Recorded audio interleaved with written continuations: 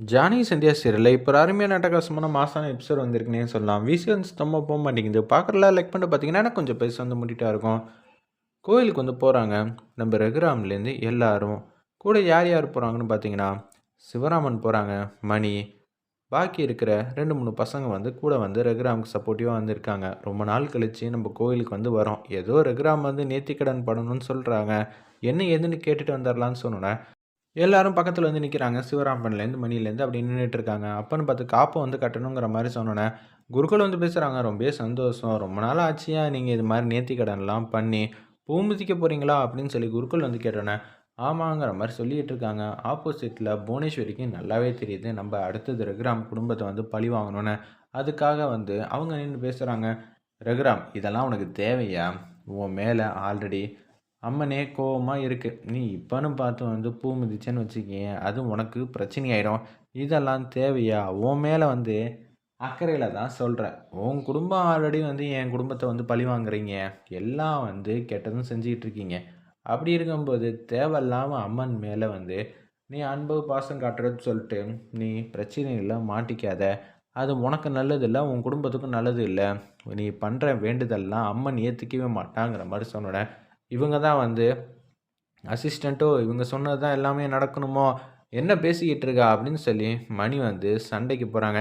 ஏம்மா உன்கிட்ட யாராவது தத்துவம் கேட்டோமா? சும்மா சும்மா வந்து பேசிக்கிட்டு இருக்க. யார் முதல்ல நீ எல்லாம்? நீ எங்க இருக்க? நாங்க எங்க இருக்கோம்? நாங்க வந்து கெடுதல் செய்றோமா? செய்யறது எல்லாம் தில்லு முள்ளு வேலை, பண்றதெல்லாம் நீ. ஆனா, நீ வந்து எங்கள பார்த்து இது மாரிலாம் சொல்றியா? விடுங்க. நம்ம பாட்டுக்கு தள்ளி நின்னு போயிரணும். சேத்துல கல்ல தூக்கி போட்டா நம்ம மேல தான் படும் அப்படின்னு சொன்னோனே, சரி ரகுராம், சொன்னதா சொல்லிட்டேன்னு சொல்லிட்டு அவங்க பாட்டுக்கு போனோனே, என்னங்க பொசுக்குன்னு ரகுராம் குடும்பத்த வந்து அசிங்கப்படுத்தணும்னு முடிவு பண்ணிட்டீங்கன்னு சொல்லி மகாலிங்கம் பக்கத்துல இருக்கிறவங்க இதெல்லாம் கேட்டுட்டே இருக்காங்க அந்த இடத்துல. ஆமா, அடுத்தது இத வச்சு தானே விளையாட போறோம். இப்ப ஆல்ரெடி வந்து ஒரு பிம்பத்த வந்து கிரியேட் பண்ணிட்டோம். ரகுராம் குடும்பத்து மேல அம்மன் வந்து கோவமா இருக்காங்கன்னு. இப்ப ஏதாவது ஒரு பிரச்சனை நடந்துச்சுன்னா என்ன ஆகும்? ஓ! இப்ப பழிய தூக்கி அம்மன் மேலேயே போட்டுறலான்னு முடிவு பண்ணிட்டீங்களா? நமக்கு ஏதாவது ஒரு விஷயம் நடக்கணும்னு முடிவு பண்ணிட்டோன்னா, சாதகமா நடக்கணும்னா, நான் யார் மேல வேணாலும் பழிய தூக்கி போடுவேன்னு சொல்லிட்டு, அவங்க பாட்டுக்கு போறாங்க. "பெருசா பிளான் பண்றீங்க போல இருக்கே!" அப்படின்னு சொல்லும்போது, வீட்டுக்கு வந்துடுறாங்க.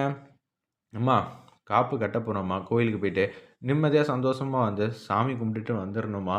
பூவெல்லாம் மிதிக்க போறேங்கிற மாரி சொன்னோனே, "அப்படியாங்க! ரொம்பவே சந்தோஷம். எல்லாம் வந்து நம்ப குட்டி தனாக்காவ தான்." அப்படின்னு சொல்லி அந்த இடத்துல வந்து பெருமிதமா வந்து சொல்றப்ப, சரிங்கன்னு சொல்லிட்டு சாமி ரூம் முன்னாடி வந்து எல்லாரும் வந்து சாமி கும்பிட்டுட்டு இருக்காங்க. அப்பன்னு பார்த்து மணி வந்து வார்த்தைய வந்து விட்டுட்டாங்க. நல்லபடியா பூ மிதிச்சு நம்ம யாரு என்ன ஏதுன்னு காட்டணும். இல்லாட்டி மத்தவங்களுக்கெல்லாம் வந்து நக்கலா வந்து போயிடுவோம்ல அப்படின்னு சொல்லும்போது, "என்ன ஆச்சு? ஏன் இப்படியெல்லாம் வந்து பேசுறீங்க? அதுவா அத்த புவனேஸ்வரி வந்து பிரச்சனைக்குன்னே வந்து நிக்கிறா. நம்ம மாட்டுக்கு வந்து சாமி கும்பிட்டு நம்ம வேலை மாட்டுக்கும் பார்க்கலான்னு போனா, அவ மல்லு கட்டுறா. என்னப்பா? என்னதான் இவளுக்கு வேணுமா? என்னதான் இவ பிரச்சனை மேல பிரச்சனை பண்ணிக்கிட்டு இருக்கா?" அப்படின்னு ரமணி பாட்டி வந்து கோவமா வந்து கேட்குறாங்க. சிவராமன் வந்து பேசுறாங்க. அவ நம்ம குடும்பத்த பழி வாங்கணும்னு முடிவு பண்ணிட்டாமா. அதான் எப்படியெல்லாம் சந்தர்ப்பம் கிடைக்குதோ நம்மள அசிங்கப்படுத்தணும்னு பார்க்குறா. இது எல்லாத்துக்கும் பதிலடி குடுத்தே ஆவணும் அப்படின்னு சொல்லும்போது, பார்வதியும் பத்மாவும் சதி செய்ய ஆரம்பிச்சுட்டாங்க. என்னடா அவங்க குடும்பத்த நம்ம தானே பழி வாங்கிட்டு இருக்கோங்கிற மாரி எல்லாத்தையும் வந்து சொல்லிட்டு இருக்காங்க. ரகுராம் செம்மையா வந்து முறைக்கிறாங்க. ஏன்னா மாயா வந்து கார்த்தி இருக்காங்கங்கிற சொன்ன விஷயத்த பொய்யுங்கிற மாதிரி பேசினோன்னே மணி ஆவேசமாக வந்து பேசுகிறாங்க. பத்மா, கொஞ்சம் கூட உனக்கெல்லாம் அறிவே இல்லை.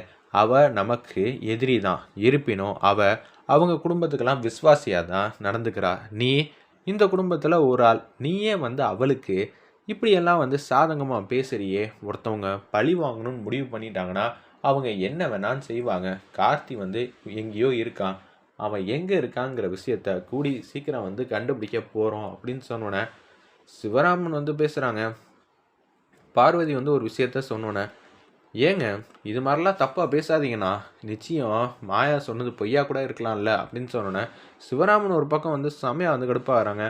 பார்வதி, ஒருத்தவங்க நம்ம மேலே பழி போடணும் அப்படின்னு முடிவு பண்ணிட்டாங்கனாலே அவங்க என்ன வேணாலும் செய்வாங்க. அப்படி இருக்கும்போது அந்த கார்த்தி பையன் எங்கேயோ நம்மளை ஏமாற்றிக்கிட்டு இருக்கான்னு தான் நினைக்கிறேன். சும்மானு இருங்க. மாயாவுக்காக நம்ம குடும்பமே வந்து ஆதரவாக வந்து பேசுகிற மாதிரியே தெரியுது.